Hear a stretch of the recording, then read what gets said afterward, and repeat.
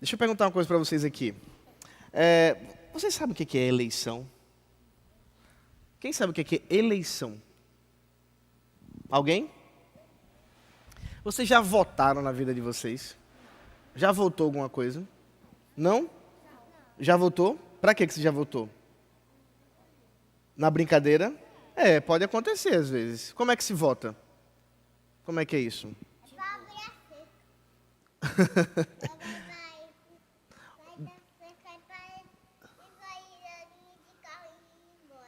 Certo. Deixa eu ajudar vocês aqui, ó. Às vezes, cada pessoa quer brincar de uma coisa.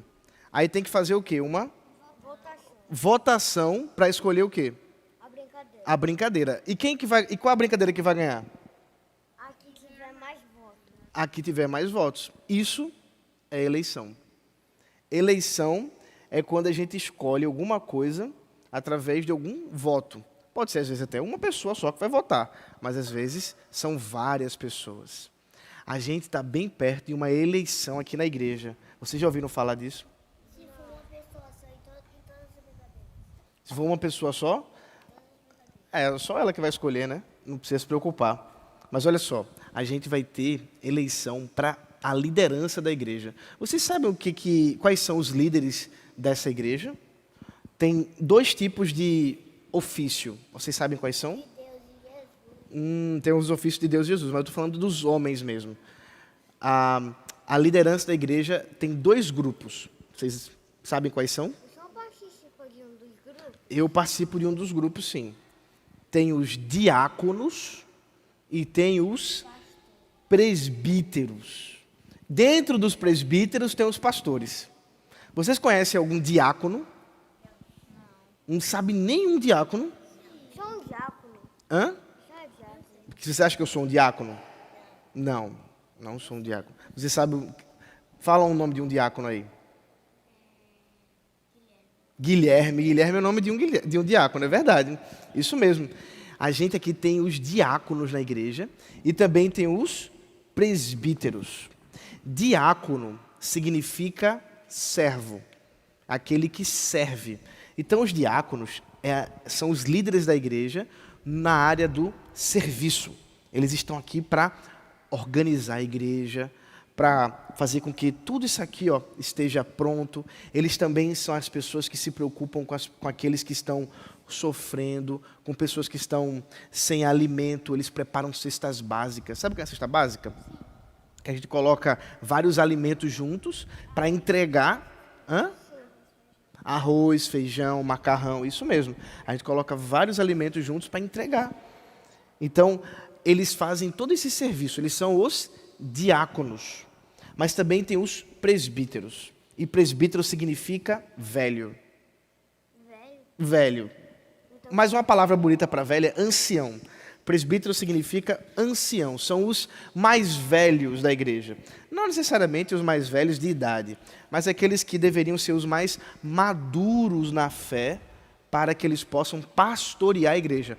O trabalho dos presbíteros é de pastoreio.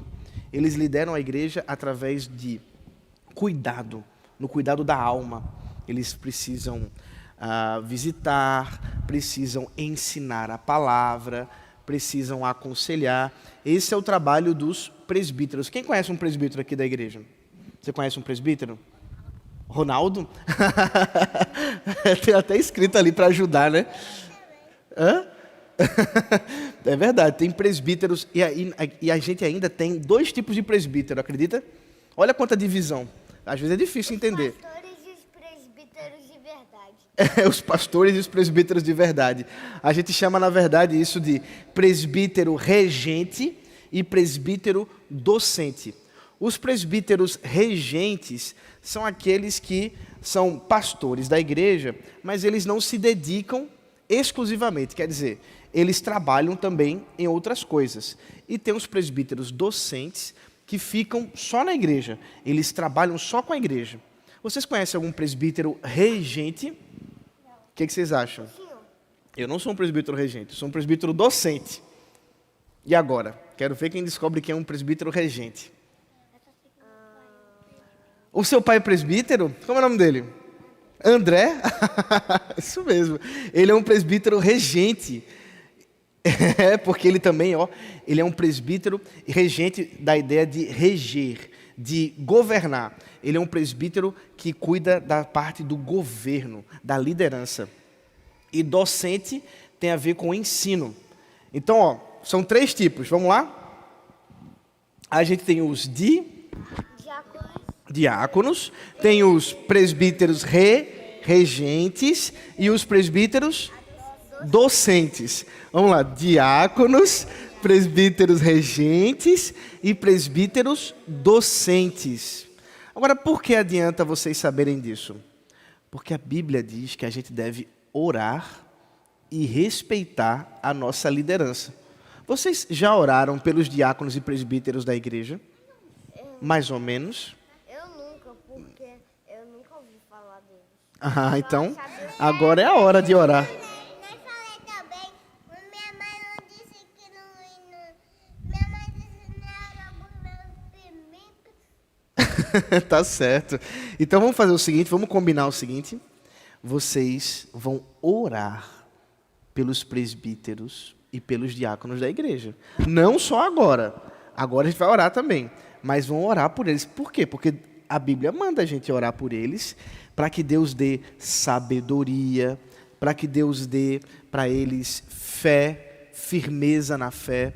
E sabe, assim a gente pode amar e honrar a nossa liderança. E tem uma coisinha a mais, ó o segredo. Vocês precisam conhecer os presbíteros e os diáconos da igreja. Então, vamos combinar o seguinte, vocês vão perguntar para o papai e para a mamãe, dizer assim, o senhor sabe, a senhora sabe, quem são os presbíteros e os diáconos da igreja? Se eles disserem que sabem, então me diga quem são. Se eles disserem que não sabem, eles vão dizer, então a senhora precisa saber também, o senhor precisa saber também. Não é?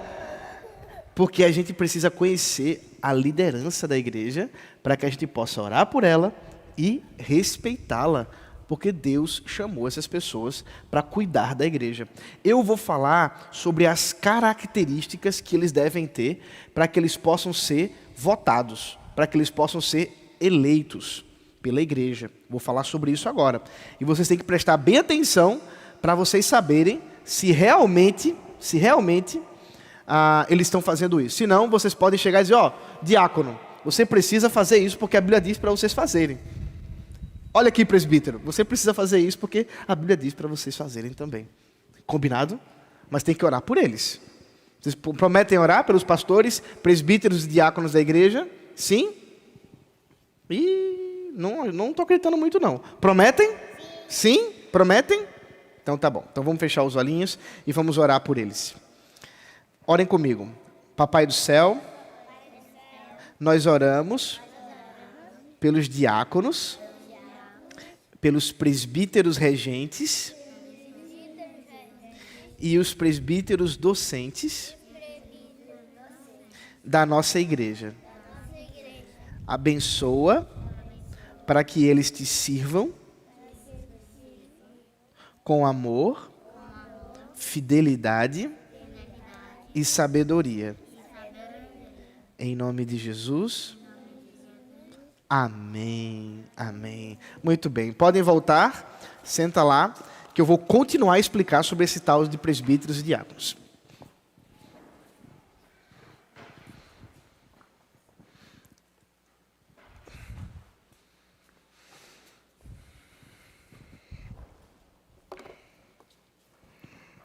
Muito bem, meus irmãos, nós estamos há um mês das nossas eleições para presbíteros, diáconos e pastores, ou melhor, pastor titular aqui da nossa igreja. E é uma demanda da nossa Constituição que há pelo menos um mês das eleições seja explicado, haja um momento de reflexão sobre o ofício dos diáconos e dos presbíteros para a instrução da igreja.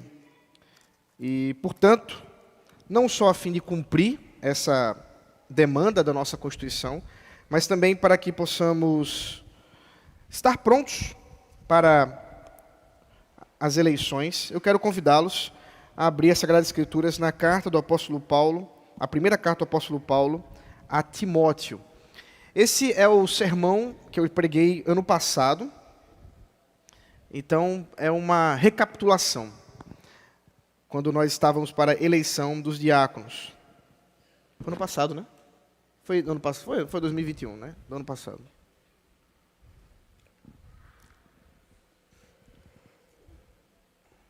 É necessário, portanto, que nós estejamos orando pela liderança da nossa igreja, rogando a Deus que nos dê o privilégio de participar desse momento de eleição, não apenas por mera formalidade, mas na convicção de que Deus age, que Deus realmente, pelo seu Santo Espírito, capacita a igreja para que manifeste o governo de Jesus Cristo na igreja através da Assembleia.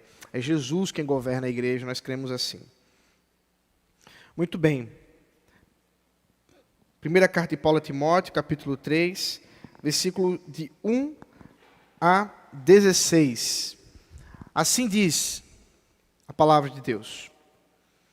Fiel é a palavra, se alguém deseja o episcopado, excelente obra almeja. É necessário, pois, que o bispo seja irrepreensível, esposo de uma só mulher, moderado, sensato, modesto, hospitaleiro, apto para ensinar, não dado ao vinho, nem violento, porém cordial, inimigo de conflitos, não avarento, e que governe bem a própria casa, criando os filhos sob disciplina, com todo respeito. Pois se alguém não sabe governar a própria casa, como cuidará da igreja de Deus? Que o bispo não seja recém-convertido, para não acontecer que fique cheio de orgulho e incorra na condenação do diabo.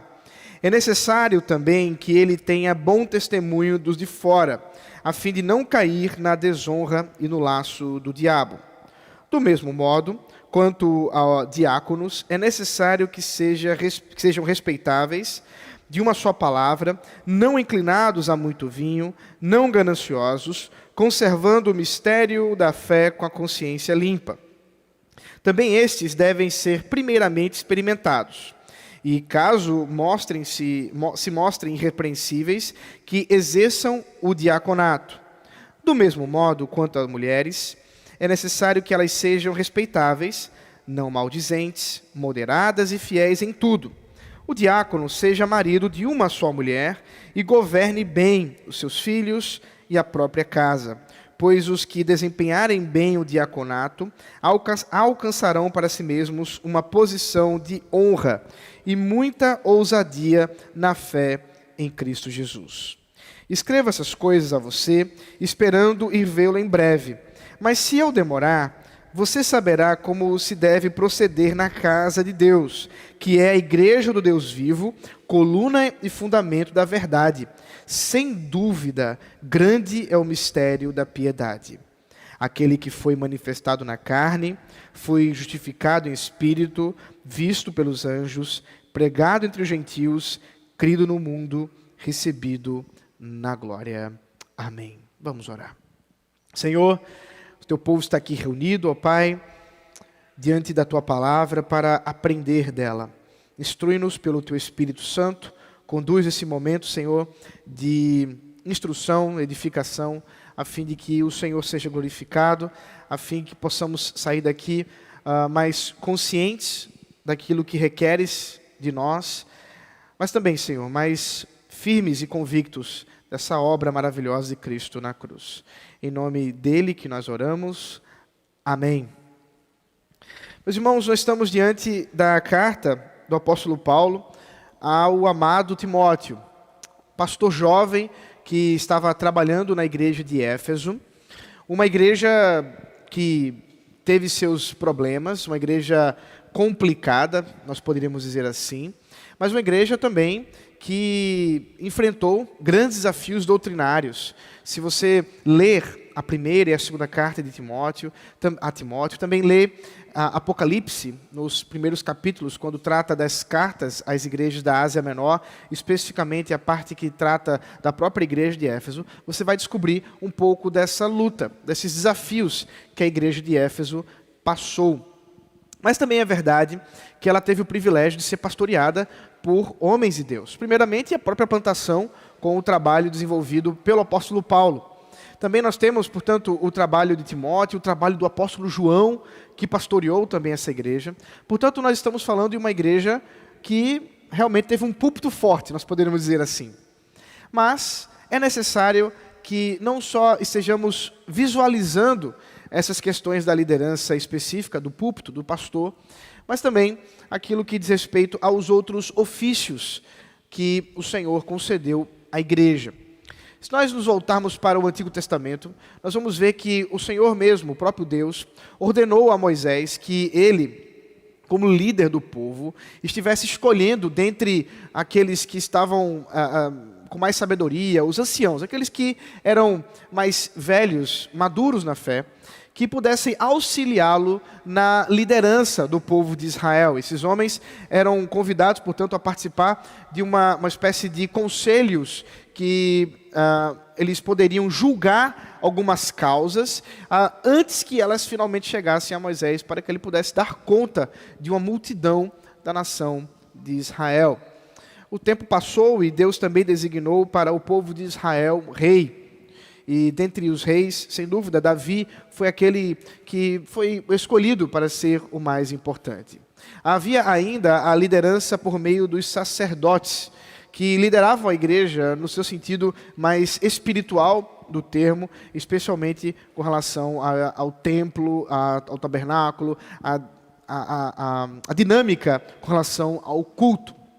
E também os próprios profetas, que exerciam o trabalho de ensino, exerciam o trabalho de exortação, de aconselhamento e muitas vezes foram levantados por Deus em tempos de crise para que pudessem chamar a atenção do povo em desobediência para a palavra de Deus. Muitas vezes o trabalho do profeta é associado a uma espécie de adivinhação, mas esse não era o trabalho primário dos profetas, muito pelo contrário, a boa parte do trabalho dos profetas era fazer com que os olhos do povo se voltassem para a palavra de Deus. Hoje nós não temos mais os ofícios que acabei de mencionar, nem os ofícios de juízes, nem os ofícios de reis, nem os ofícios, nem o ofício, de sacerdote e nem profeta. Pelo menos não da forma como eles eram coordenados nos tempos do Antigo Testamento. Esses ofícios, eles foram cumpridos em Jesus Cristo, que é o grande rei, que é o grande profeta, que é o grande... Isso é muito interessante, porque eram 12 apóstolos, mas eram 13 apóstolos. Essa contradição que a gente encontra no Novo Testamento é a mesma que a gente encontra nas tribos de Israel, que eram 12 tribos, mas eram 13, na verdade, porque a tribo de Levi não tinha terreno, mas era a 13ª. E é curioso ver que, na mesma forma, o Senhor deliberou para que pudéssemos ter também 12 mais um. 12 apóstolos mais um, e o mais um era o apóstolo Paulo, como bem sabemos.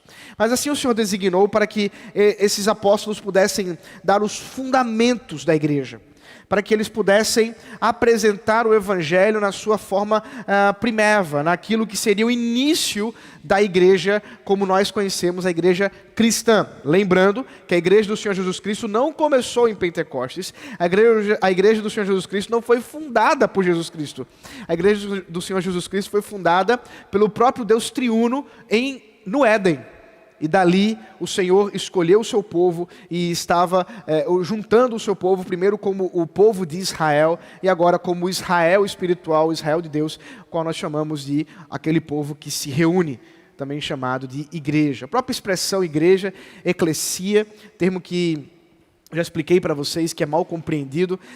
Recentemente estava conversando com um jovem que explicava que ele criou um grupo de missões que era os chamados para fora. E ele disse, pastor, depois eu descobri que, na verdade, os chamados para fora significa exatamente chamados para dentro. Porque a ideia de chamar para fora era exatamente a assembleia, onde as pessoas saíam de suas casas para se encontrarem, para deliberar, para julgar casos, para organizar alguma coisa, e assim também a própria igreja foi chamada. O povo que sai dos seus lares, como fizemos hoje, e se reúne. Então nós somos chamados para fora de nossas casas para nos reunir aqui e cultuar ao Senhor. Essa é a ideia da própria palavra eclesia, a palavra igreja. Mas a igreja do Senhor tem um fundamento. O fundamento é o próprio Senhor Jesus. A igreja é fundada na rocha que é Cristo. Mas aprove ao Senhor que pequenas rochas, os apóstolos, estabelecessem esse grande fundamento, e é por isso que nós não temos dificuldade nenhuma em encontrar na declaração de Jesus a Pedro alguma declaração de autoridade para com o colégio apostólico, seja Pedro o líder dentre aqueles que eram os apóstolos, e nós vamos ver isso em Atos com muita clareza. A primeira metade do livro de Atos é uma demonstração que realmente Pedro tomou a dianteira da liderança do colégio apostólico, mas aí nós vemos que depois houve um direcionamento da vontade do Espírito Santo para que a igreja agora fosse composta não majoritariamente de judeus, mas agora também de gentios. E aí nós entramos nessa história. Mas aprove também ao Senhor que esses apóstolos escolhessem dentro das eclesias, dentro das igrejas, dentro dos ajuntamentos, lideranças locais. Esses apóstolos, eles não eram exatamente líderes dentro de igrejas locais, mas antes aprove ao Senhor deliberar para que presbíteros fossem escolhidos, para que servissem como líderes espirituais, bem como diáconos para que servissem às mesas, especificamente o trabalho de cuidado do pobre, de cuidado da viúva, de organizar e estruturar toda a igreja. Então, isso tudo designado pelo Espírito Santo de Deus, por uma condução da vontade do Senhor, para que esses homens pudessem representar não a si mesmos, mas Jesus Cristo. E aqui nós entramos num ponto fundamental da doutrina do governo da igreja bíblica. Nós não cremos, e preste muito bem atenção, ano passado eu falei isso, eu gosto muito de enfatizar porque é um erro pensarmos que nós somos uma democracia. A igreja do Senhor Jesus Cristo não é uma democracia. Nós somos uma monarquia, onde há um rei, e o rei é Jesus. E ele concede a nós o privilégio de termos homens representando o seu reinado na igreja. E essa representação se dá por meio de voto. Mas não se enganem. Quando nós votamos nas eleições, a que faremos em breve, nós não estamos votando em pessoas para nos representar diante do conselho ou da junta diaconal. Não. Porque se assim fosse, de fato estaremos falando de uma democracia, como fazemos nas nossas eleições civis. Então, nós temos as bancadas que se organizam dentro das casas do legislativo. E essas bancadas se organizam exatamente em temas das quais eles, os políticos, entenderam ter sido eleitos para isso. Nós temos a conhecida bancada da Bíblia, que são aqueles pastores e pastoras e etc., que foram, teoricamente, eleitos para representar os evangélicos dentro das casas legislativas. Nós temos a bancada do agronegócio, bancada progressista e muitas outras bancadas a partir de temas, grandes temas. Mas com a igreja não é assim. Não é assim. Então, às vezes a gente brinca, mas não é verdade que os irmãos aqui da Pelada da Quinta-feira, que tem a bancada da bola, podem eleger, a partir dos seus desejos, aqueles que vão representar os seus interesses no conselho ou na junta diaconal. Não é assim. Porque os critérios são totalmente outros. E nós vamos ver que quando o apóstolo Paulo delibera a respeito de critérios, ele não fala a respeito de temas que nós poderíamos entender mais interessantes. Então talvez você pensasse assim, eu quero eleger um presbítero que seja mais evangelista. Então eu vou eleger um homem, né, que seja assim, tem uma chama missionária, porque essa igreja precisa de missões. Eu quero eleger um presbítero ou um diácono, porque eu acho que a igreja precisa de uma pregação mais firme. Então tem que ser um presbítero que puxe a orelha dos pastores para que eles preguem melhor, preguem expositivamente. Esse negócio de tema não dá certo, não. Eu quero um presbítero que se preocupe mais com a estrutura da igreja. Então vamos eleger um presbítero que é engenheiro, ou um presbítero ou arquiteto, ou coisa do tipo. Simplesmente não é assim. Não é assim que a igreja se organiza. Porque os diáconos e os presbíteros que são eleitos pela igreja não foram eleitos para representá-la diante de Deus, nem mesmo para representá-la diante de si mesmos. Eles foram eleitos para representar Cristo, o Senhor Jesus Cristo. E a partir do momento que eles, sendo eleitos e ordenados, eles tornam-se como se representassem na presença do Senhor Jesus Cristo, enquanto os seus ofícios, o próprio Jesus. E há um tempo atrás eu estive pregando esse mesmo sermão, que já vai com a introdução muito longa, eu vou precisar encurtar o sermão. E eu explicava, após a exposição, a um diácono que levantou a mão e perguntou assim, pastor, e quando eu peço, né, para um irmão, uma irmã, fazer tal coisa dentro da igreja, uma coisa que é legítima e tudo mais, e ele desobedece, o que é que eu faço? Então você tem que explicar para aquela pessoa que ela está desobedecendo a Jesus. Porque não é a você que desobedece, é a Cristo que está sendo desobedecido. Essa doutrina do governo da igreja precisa ser entendida. Veja a seriedade que é eleger homens para o serviço do oficialato. Nós estamos elegendo representantes de Cristo diante de nós, a ponto de, se ocorrer na semana seguinte, de um pecado seu tendo sido descoberto e levado ao conselho, você ser disciplinado pelo mesmo homem que você votou na semana anterior.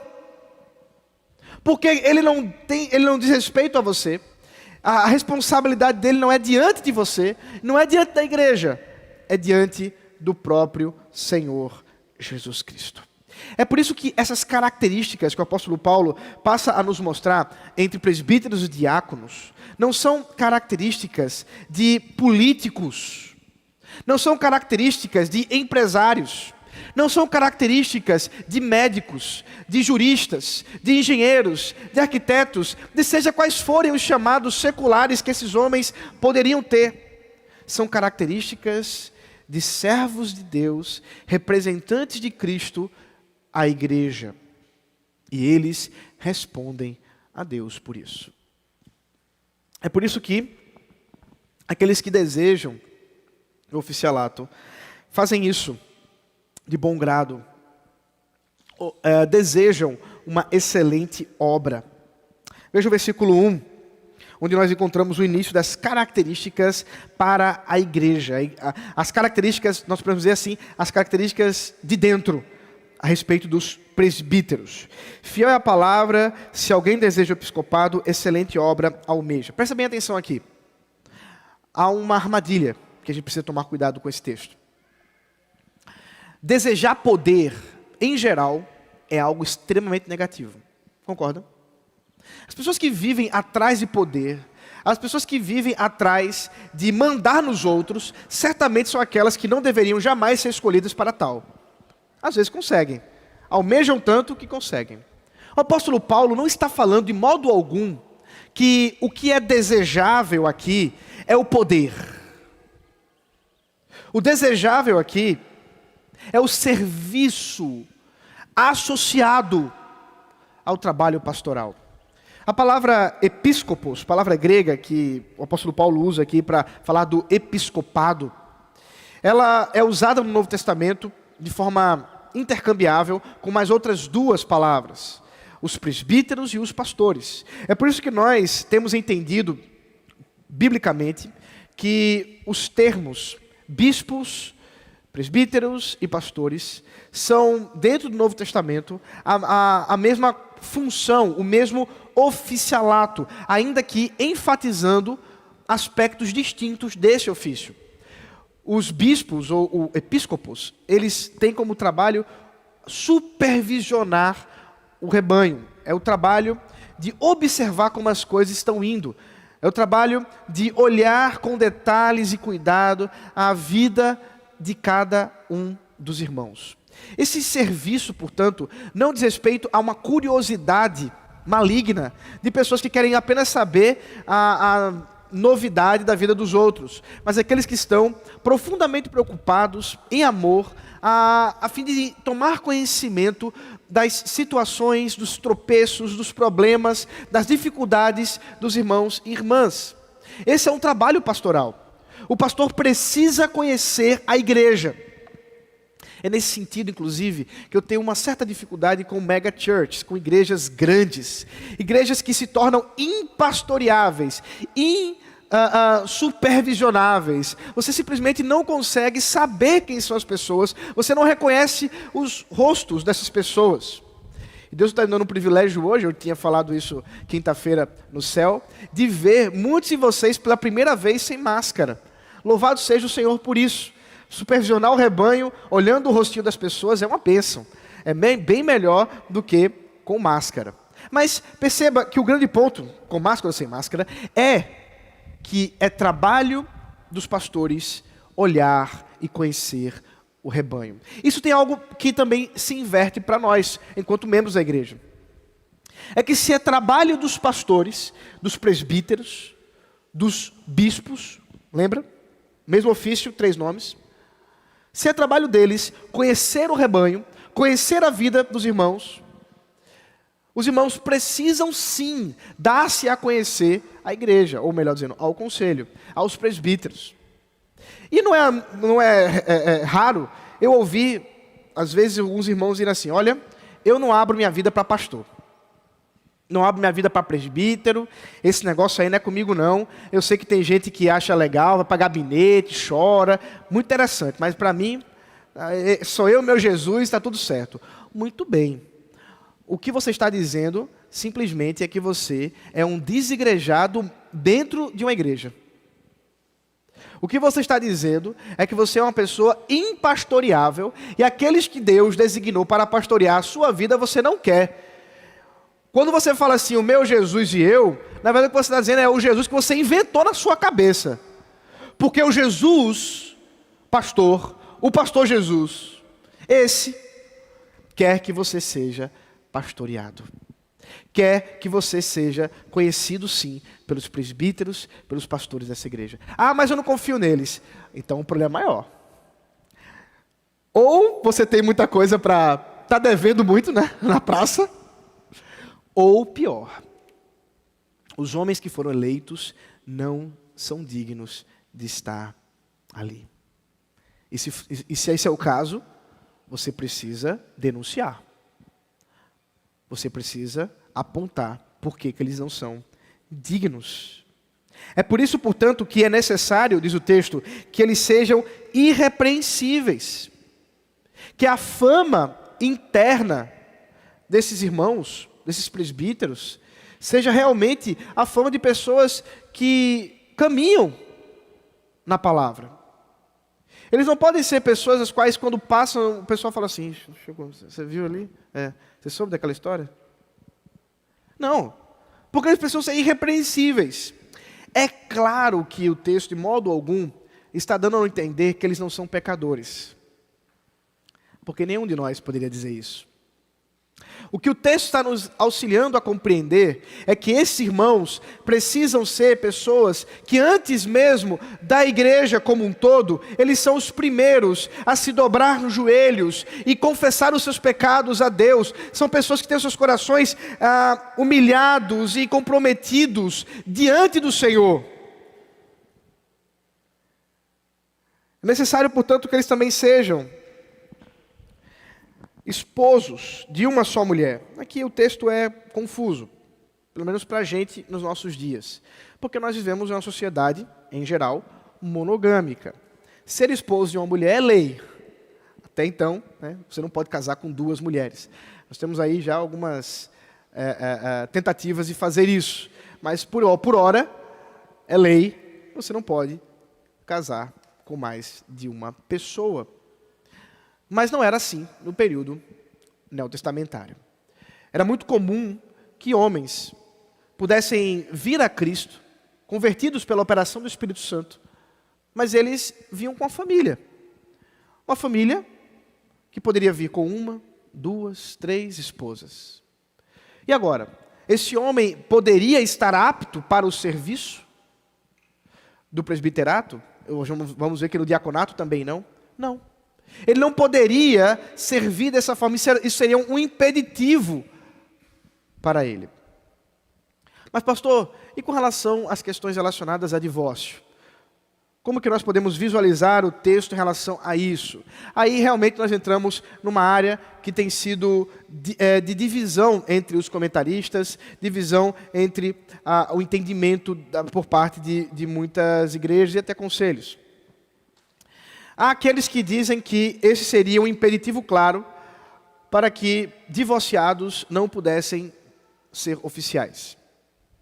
Isso aconteceria porque, se o divórcio os acusa de terem feito, de ainda estarem vinculados à esposa anterior e agora casados com uma outra mulher, ele seria, portanto, esposo de 2 mulheres. Esse entendimento geralmente está associado àqueles que entendem que não há na Escritura a possibilidade de novo casamento. Mas esse não é o nosso caso.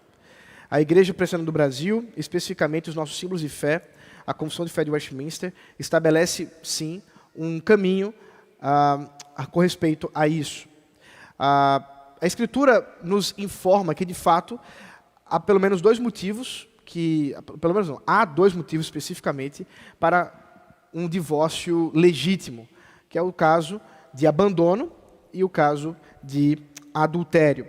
Ainda que nós sempre somos desejosos de que Deus restaure e que haja, de fato, uma reconciliação. Mas quando a reconciliação ela é impossível por conta da incredulidade do coração, e aí nós estamos falando de impiedade mesmo, de ímpios no casamento, realmente esse casamento se torna impossível de ser continuado, pelo menos aos olhos humanos, e por isso o divórcio.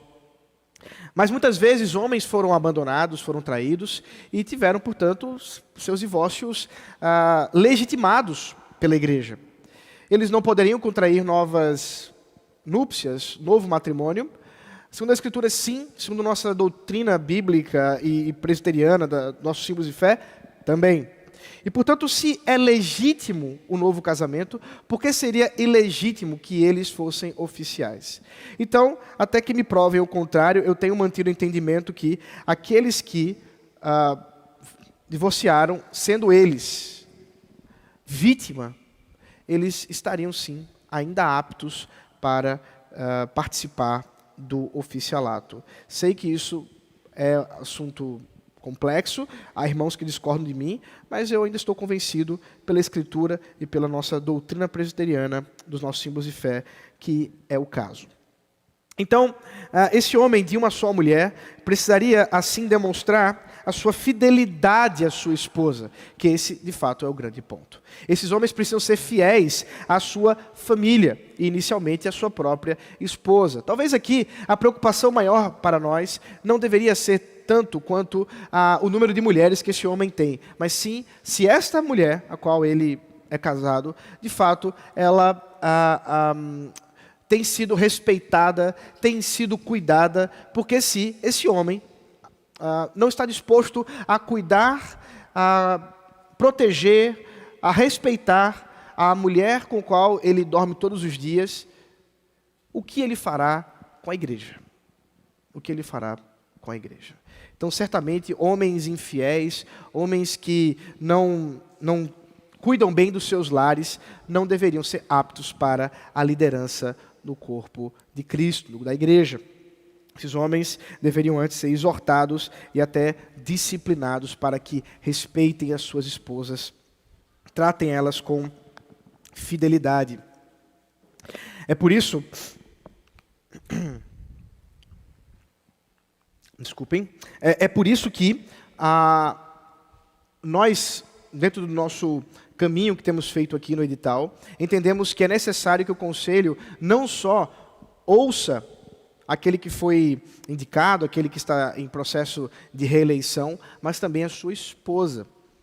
Muitas vezes, esse irmão não está trazendo questões sérias em seu casamento e nós poderemos ter uma oportunidade de fazer isso quando ouvimos as esposas. E também teremos a oportunidade de falar para ela da dificuldade, do privilégio que é servir juntamente com seu marido dentro do oficialato. As esposas dos oficiais aqui presentes sabem muito bem quais os sacrifícios, muitas vezes, que elas precisam fazer juntamente com seus maridos para que eles participem da junta diaconal, para que eles participem do conselho.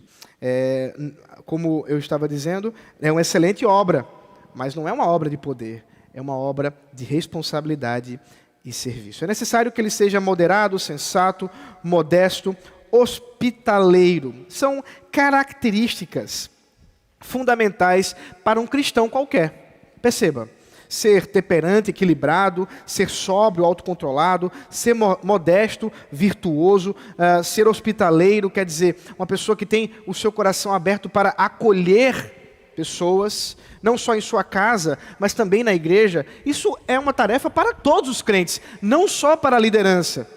Mas o apóstolo Paulo entende que é necessário destacar esses termos, destacar essas características, porque, afinal de contas, não que a liderança seja composta de super crentes, mas é necessário que esses crentes estejam no caminho.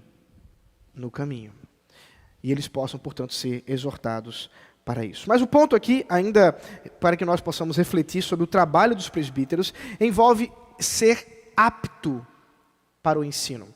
Ainda no versículo 2, o apóstolo Paulo diz, é necessário que ele seja apto para ensinar. Essa, inclusive, é a característica que distingue, dentre as características entre presbíteros e diáconos, o presbítero.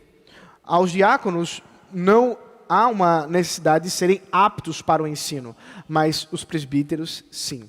Isso, é claro, nos aponta para o grande serviço específico que os presbíteros atuam dentro do corpo de Cristo, dentro da igreja. Eles precisam ser ligados e comprometidos com o ensino. Que tipo de ensino? Preste bem atenção, porque agora eu vou fazer um raciocínio com vocês muito específico e eu não quero que você nem pisque enquanto eu estou falando, ok? Volte os olhos comigo para o capítulo 2, versículo 8.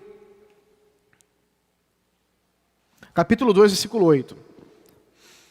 O apóstolo Paulo está falando sobre as questões no culto. Como que a igreja deve se comportar no culto. Preste bem atenção. Quero, pois, que os homens orem em todos os lugares, levantando mãos santas, sem ira e sem animosidade. Da mesma forma que as mulheres em traje decente se enfeitem com modéstia e bom senso, não com tranças no cabelo, ouro, pérolas ou roupas caras, porém com boas obras, como convém a mulheres que professam ser piedosas. Então, ele está falando sobre características dentro do culto entre homens e mulheres. Os dois precisam demonstrar santificação. Os homens pelas suas mãos, pelo seu serviço. As mulheres pelo seu corpo, pela forma como elas estão em aparência. Porque as duas coisas, sejam as mãos, sejam as aparências, estão externalizando o seu compromisso com Deus, o seu coração. Mas aí vem o nó. Versículo 11. A mulher aprenda em silêncio, com toda a submissão, e não permito que a mulher ensine, nem que exerça a autoridade sobre o homem. Esteja, porém, em silêncio, porque primeiro foi formado Adão, depois Eva, e Adão não foi iludido, mas a mulher, sendo enganada, caiu em transgressão, mas ela será salva, tendo filhos, se permanecer em fé, amor e santificação com bom senso. Aqui nós entramos no gargalo, né? No problema. Porque o apóstolo Paulo está dizendo que as mulheres não podem ensinar. Na sequência do texto, ele vai dizer que os presbíteros, os episcopos, sejam aptos para o ensino. Isso aqui não pode ser uma coincidência. O apóstolo Paulo não pode estar tratando de dois tipos de ensino distintos em uma diferença de poucos versículos. O texto está, se você pensar nesse texto como um rolo, e que não havia versículos e capítulos, arranque os números da sua Bíblia. Agora pense num texto corrido. Você vai perceber que Paulo não pode estar falando de ensinos distintos. O mesmo ensino que as mulheres estão proibidas de fazer é o mesmo ensino que os presbíteros devem ser aptos. Que ensino é esse? O ensino de autoridade. O ensino que, como ele diz, exerça uma autoridade sobre o homem, ou uma autoridade de homem, poderia também ser traduzido o texto. A ideia aqui, portanto, não é que as mulheres estão proibidas de ensinarem qualquer momento da vida eclesiástica da igreja. Lembre-se que no período do apóstolo Paulo não havia escola dominical. Pastor, a mulher pode ensinar na escola dominical? A Bíblia não está tratando sobre isso especificamente. Então, precisamos esticar os princípios bíblicos para falar sobre isso. Daqui a pouco eu menciono. Nem é a função do texto, mas do sermão, mas eu quero dirimir algumas questões importantes aqui para a gente. Mas o ponto aqui é o culto. O ponto aqui é que quem deve estar servindo ao Senhor no púlpito, para o ensino com autoridade, o ensino que vem da autoridade do próprio Senhor Jesus Cristo, são os presbíteros. Há um ofício específico para tal. Há um chamado específico para tal. É por isso que, por exemplo, o nosso catecismo, na sua pergunta 158, tratando sobre quem pode pregar, fala claramente que só pode pregar aqueles que são chamados, aqueles que têm dons para isso, e aqueles que servem no ofício designado para tal. Essas três características são cumpridas exatamente no serviço do presbítero. Eu vou mencionar um pouco da diferença agora entre os presbíteros regentes e docentes nesse sentido.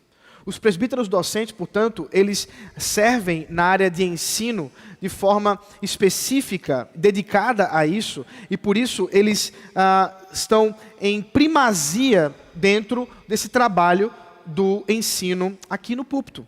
É por isso que, em geral, vocês veem pastores, presbíteros docentes pregando aqui. Seriam os presbíteros regentes impedidos de fazer isso? De modo algum, mas eles agem por exceção. Eles agem para servir nos momentos em que os presbíteros docentes não podem fazer isso ou por algum momento não estão capacitados, aptos para tal.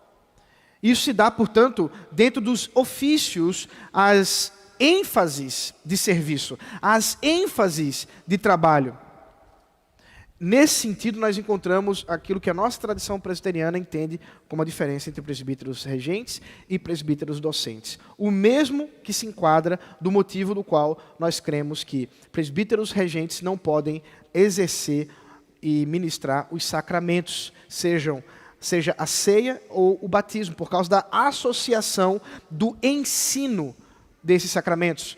Porque ambos, batismo e ceia, estão ligados, conectados ao ensino, à autoridade e responsabilidade de ensino para com a igreja, expressando Cristo, mostrando Cristo através dos sinais da ceia e do batismo. Por isso cremos que isso é um trabalho exclusivo dos presbíteros docentes. Não havendo presbíteros docentes e havendo uma necessidade para que esses serviços sejam feitos, os presbíteros regentes podem assim fazer? Podem. Claro, foram chamados pelo Senhor para pastorear o rebanho e podem agir dessa forma. Mas, de forma ordinária, comum, os presbíteros docentes que tomam parte dessa jornada. E as mulheres? As mulheres não pertencem a esse chamado. Deus não chamou as mulheres para participar deste ofício do presbiterato e, especificamente, porque não cabe a elas o ensino autoritativo. Assim cremos, portanto, que, biblicamente, nossa tradição cristã, nossa tradição reformada, as mulheres não podem pregar no culto. Mas elas podem ensinar em outros momentos? Claro que sim. Há muitas e muitas formas das mulheres ensinar dentro do corpo de Cristo, através da forma como Deus tem conduzido as irmãs em sabedoria e graça. Inclusive, como ordena o Senhor, para que elas ensinem às mulheres mais novas o caminho e possam assim prepará-las para servir aos seus maridos e à igreja. Mas voltando, portanto, ao nosso texto, nós encontramos agora as características também que dizem respeito não só às questões internas, mas também externas. Esse homem precisa ser não dado ao vinho, não violento, cordial, inimigos de conflitos e não avarento.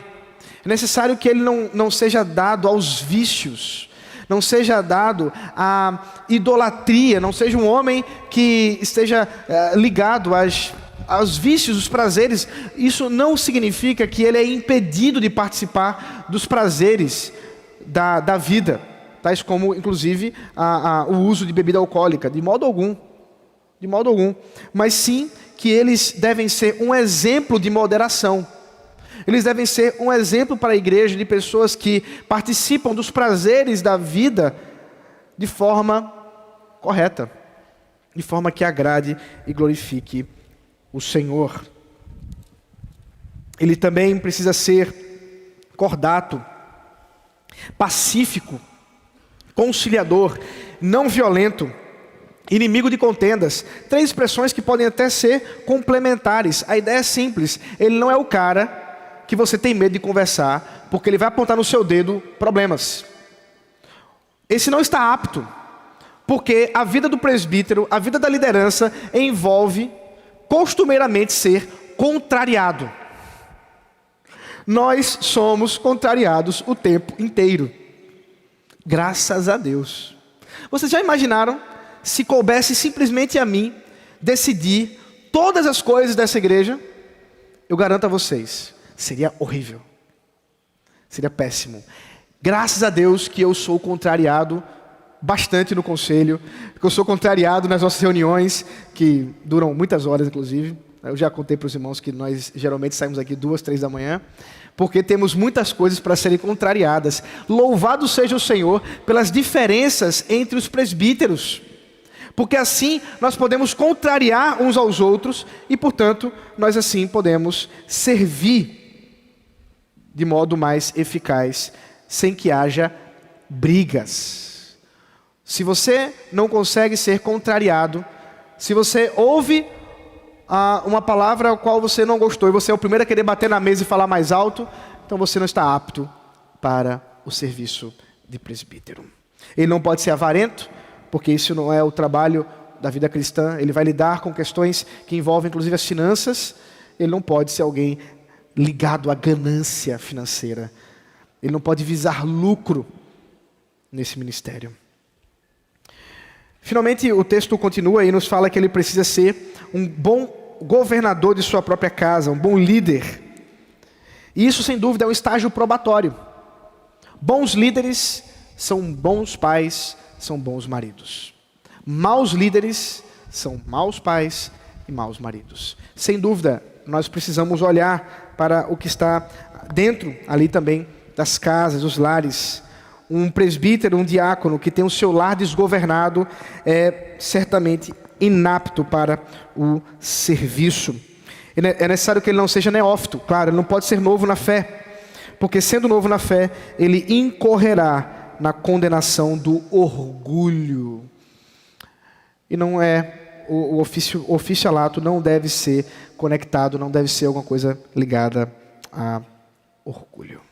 Meus irmãos, essas são as características que o apóstolo Paulo aponta para os presbíteros.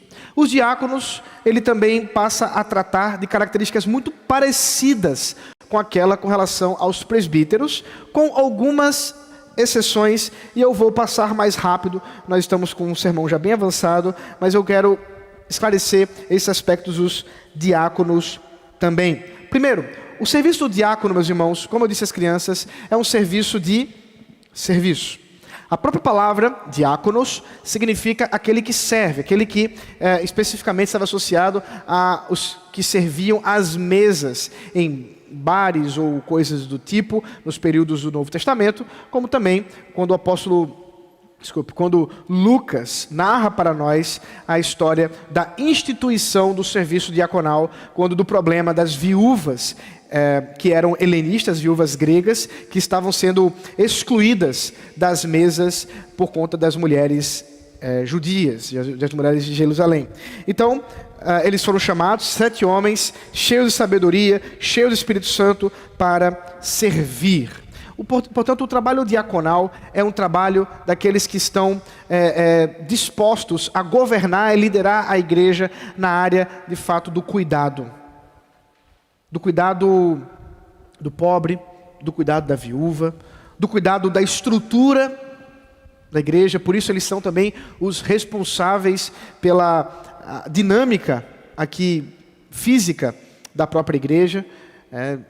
Um tempo atrás eu disse na junta diaconal que eles eram os nossos guardiões do culto, eram os guardiões das nossas reuniões, porque é necessário que os diáconos estejam ali atentos. É claro, o diácono não foi chamado para expulsar cachorro e mandar a criança parar de fazer barulho. Os diáconos foram chamados para mais do que isso. O trabalho, o serviço diaconal envolve uma convicção profunda do cuidado com o pobre e a viúva, portanto, do cuidado social da igreja. Os diáconos precisam estar atentos a isso. Como que a igreja pode ser relevante dentro e fora nessa área de serviço e cuidado. O texto nos fala que ele precisa ser respeitável, ter testemunho de dentro e de fora, ser um homem de uma só palavra, quer dizer, ele não pode ser alguém ambíguo, alguém qual não é digno de confiança. Ele também, como os presbíteros, não deve ser inclinado ao vinho, quer dizer, não deve ser um homem viciado, não deve ser um homem imoderado. Pelo contrário, ele deve ser um homem com moderação, servindo ao Senhor com gratidão. Ele também não pode ser ganancioso, como Judas, que cuidava do dinheiro e por amor ao dinheiro ele impedia ou tentava impedir algumas atividades do próprio colégio apostólico e do próprio Senhor Jesus Cristo. Antes, ele deve conservar o mistério da fé com uma consciência limpa. Assim como não é necessário que eles sejam aptos para o ensino, não significa que eles devem ser inaptos para o conhecimento da palavra. Isso também é uma coisa importante para a gente entender aqui. Os diáconos não são aqueles que, uma vez que não são chamados para ensinar, nem precisa conhecer a doutrina da fé cristã. Pelo contrário, todo cristão precisa conhecer. E os líderes precisam ter um conhecimento mais profundo. Para mim, sempre é algo constrangedor quando nós lidamos com uma liderança que não conhece as Sagradas Escrituras, que não conhece a doutrina da Igreja Presbiteriana, os nossos 3 símbolos de fé, a Confissão de Fé de Westminster, o Catecismo Maior de Westminster, o Breve Catecismo de Westminster. Não conhecer esses 3 documentos é algo muito grave na nossa liderança. É claro que ele não precisa ser um profundo exímio, conhecer a exegese, trabalhar com todos os divines que estavam na abadia de Westminster quando foi votado o documento. Ele não precisa saber disso especificamente. Nem muitos pastores sabem. Mas é necessário que ele conheça os documentos da igreja, que ele conheça a estrutura da igreja. Um diácono e um presbítero que não sabe o que é um presbitério, que não sabe o que é um sínodo, que não sabe o que é o Supremo Concílio, ele certamente desconhece os valores que dão a identidade dessa própria igreja. E paz, meus irmãos, muitas vezes nós encontramos diáconos e presbíteros que não só desconhecem, mas discordam da doutrina da igreja. Para esses, é claro, não cabe a liderança. Preste bem atenção aqui. A igreja presbiteriana, especificamente a nossa igreja, não exige dos membros dessa igreja que subscrevam as doutrinas que nós professamos de forma integral. Em outras palavras, pastor, eu tenho uma certa dificuldade com o pedobatismo. Posso ser membro da igreja presbiteriana de Casa Caiada? Pode, mas jamais poderá ser um líder. Líderes subscrevem a doutrina da igreja. Por quê? Porque é bíblico. Porque nós cremos que batizar os filhos da aliança é uma ordem, não é um achismo que um belo dia alguém acordou e disse: que tal se a gente fizesse isso? Não, é uma ordem das Escrituras. Assim como cremos que Deus é soberano da eleição desde antes da fundação do mundo, assim como cremos que há um só povo, o Israel de Deus, assim como cremos num Deus do pacto, e todos esses distintivos que nós estamos fundamentados nas Escrituras e na nossa doutrina histórica. Um líder pode não professar essas doutrinas? Não. E um membro? Pode. O membro pode. Ele fica lá sentadinho ouvindo até que um dia creia. Mas um líder não. Um líder não. E jamais. E líder que eu estou falando, líder de ministérios, viu? Agora entrando especificamente nos nossos oficiais, jamais um diácono e um presbítero poderia levantar questões com respeito à nossa doutrina, a não ser que ele esteja disposto a sair dela. Olha, eu tenho problemas com essa doutrina. Muito bem, então procure uma igreja que esteja mais próxima daquilo que você acredita para você ser líder.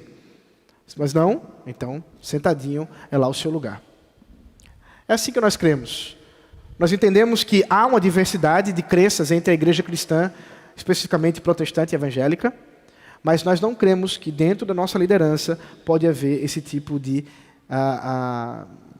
questionamento, ou podemos dizer assim, o questionamento seria uma palavra ruim, mas pessoas que discordem publicamente, discordem fundamentalmente das doutrinas da Igreja Presbiteriana do Brasil. Não, esses homens devem ser pessoas comprometidas com essa doutrina. Mas eles não são, então saiam do oficialato, vocês não são aptos para isso, porque vocês não estão conservando o mistério da fé com a consciência limpa. É necessário que eles sejam experimentados, eles tenham passado por períodos probatórios, por isso nem presbíteros nem diáconos podem ser neófitos, eles precisam ser testados, a igreja precisa ver, reconhecer que de fato esses homens são fiéis ao Senhor. E aqui nós entramos num ponto específico do texto com respeito às mulheres. O que o texto tem a nos dizer com respeito às mulheres? Versículo 11. Do mesmo modo, quanto às mulheres, é necessário que elas sejam respeitáveis, não maldizentes, moderadas e fiéis em tudo. Que mulheres são essas? Há 3 opções. O texto pode ser interpretado com respeito a mulheres diaconisas, tal qual os diáconos, com a mesma função, com o mesmo respeito e autoridade. Pode significar mulheres que auxiliavam a diaconia, e pode significar as esposas dos diáconos auxiliando os seus maridos. 3 opções.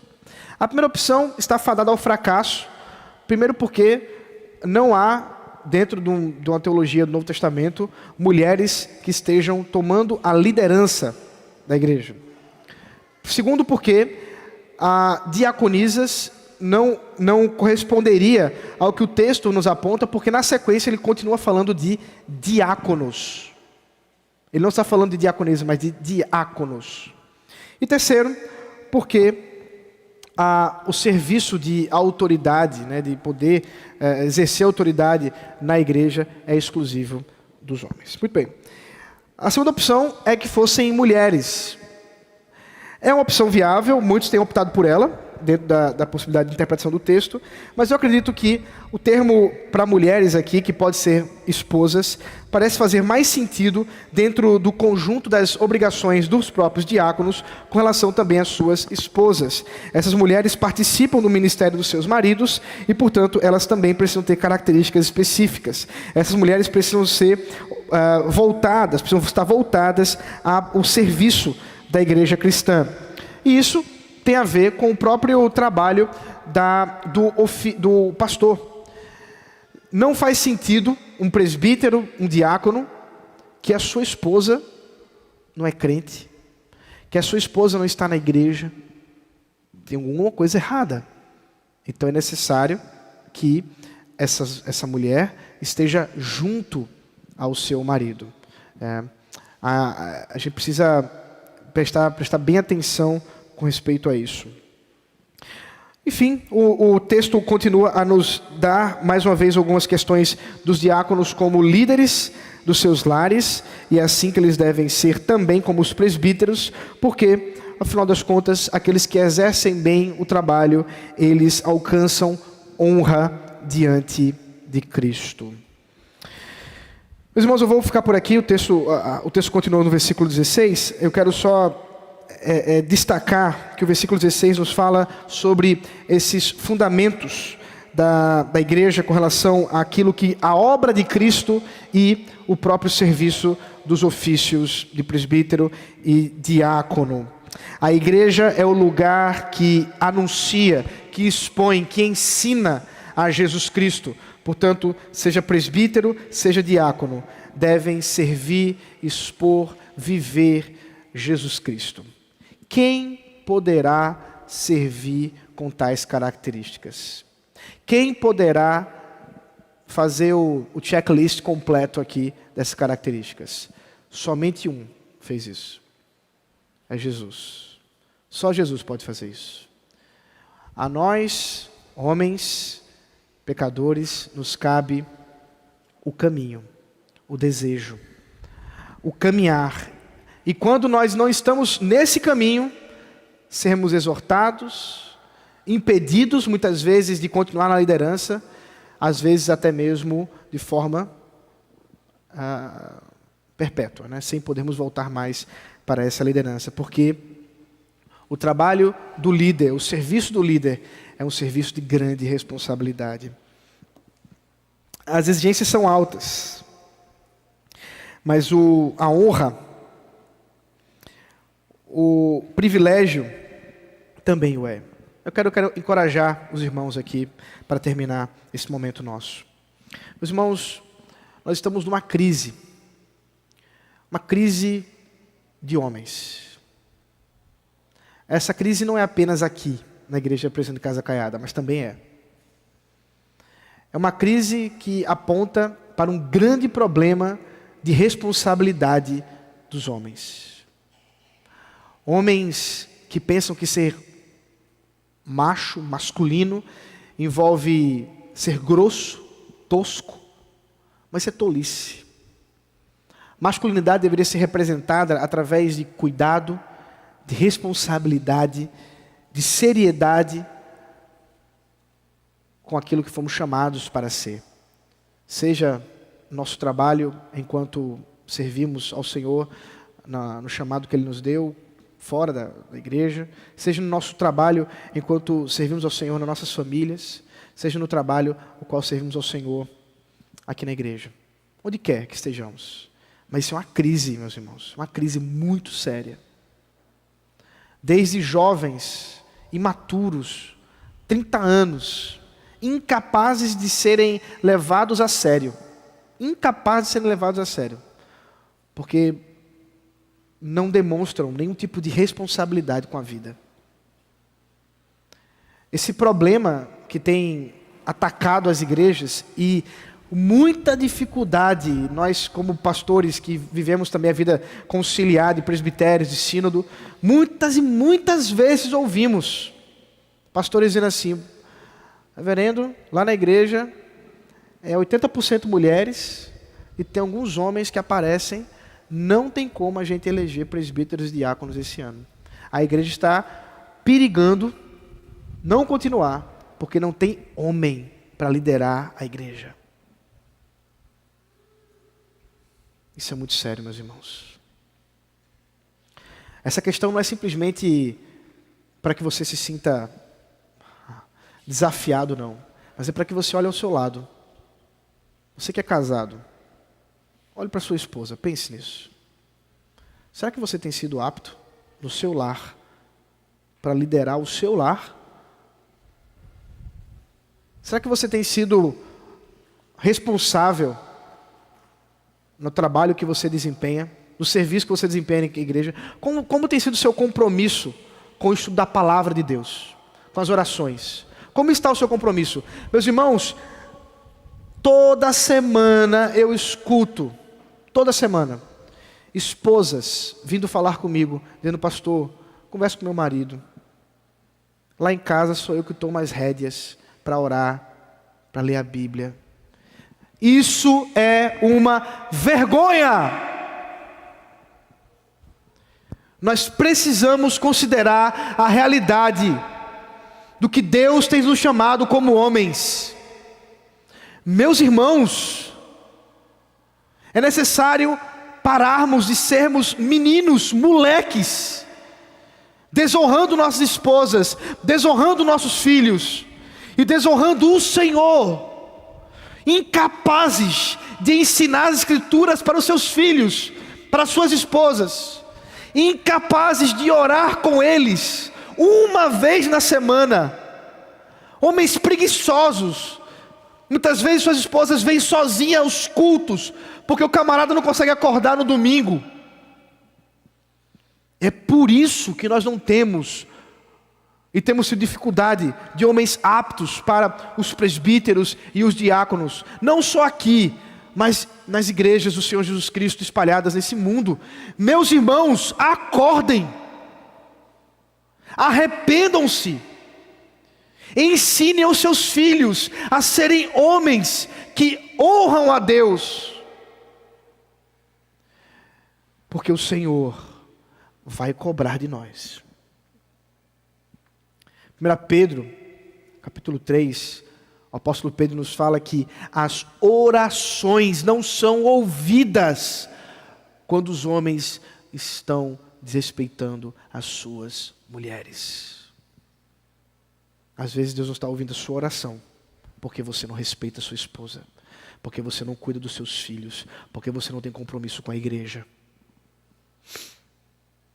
Nós estamos há uma semana de indicações para presbíteros e diáconos. E deixe-me falar uma coisa muito grave. Muito grave. Não houve uma indicação para oficial de presbítero e diácono desta igreja. Os nossos diáconos que estão sendo para reeleição, e presbíteros também, não precisam ser indicados, tudo bem, eu entendo. Mas é estranho que uma igreja não consiga reconhecer homens aptos para serem levados pelo menos à avaliação do conselho. Sabe o que isso significa? Homens dessa igreja, olhem bem para mim, sabe o que significa? Que nem a igreja percebe vocês como homens aptos para servir, nem a igreja. E isso é muito sério. É necessário arrependimento. Arrependimento. E não é por falta de tempo, porque todos nós não temos tempo. É falta de compromisso e amor à igreja e ao Senhor Jesus Cristo. Que o Senhor nos abençoe. Que o Senhor levante homens valorosos para servir ao seu corpo mediante a sua graça. Vamos orar. Senhor Deus maravilhoso, nós estamos aqui, Deus, diante de Ti, com nossos corações, ó Deus, quebrantados, para que possamos ser exortados por Ti. Derrama, Senhor, do Teu Espírito Santo e dá que essa igreja possa se comprometer, ó Senhor, mais com a Tua palavra. E especificamente, Senhor, eu oro pelos homens dessa igreja. Sejam aqueles que já servem no oficialato como diáconos e presbíteros. Sejam aqueles, ó Deus, que estão aqui presentes, ouvindo, aqueles que estão ouvindo na transmissão, Senhor. Desperta, Senhor, esses homens. Faz-os abrir, ó Deus, os olhos para compreender os seus compromissos contigo, Senhor. O chamado de ser homem, de servir a Tua igreja.